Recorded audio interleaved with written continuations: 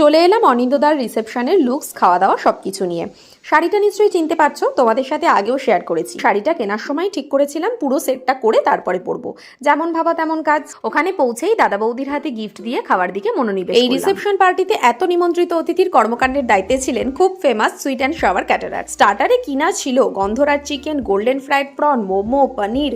এছাড়াও চাট কাউন্টারে ছিল দই বড়া, পাপড়ি চাট, ফুচকা, আরো অনেক কিছু। আর এই ফুচকার স্বাদটা আমাদের যে কোনো লোকাল ফুচকাকে হার মানাবে। আর পাশেই ছিল চা কফি কাউন্টার। চায়ের টেস্টটা ছিল জাস্ট অসাধারণ। আর এদের ডেকোরেশনটাও কিন্তু খুব সুন্দর, দেখো। এছাড়াও স্যালাড কাউন্টারে ছিল বিভিন্ন রকমের পাস্তা, স্যালাড। ওনাদের কন্ট্যাক্ট ডিটেলস সবই অ্যাটাচ করে দিলাম, তোমরা যে কোনো রকম অনুষ্ঠানে ওনাদের নিঃসন্দেহে বুক করতে পারো।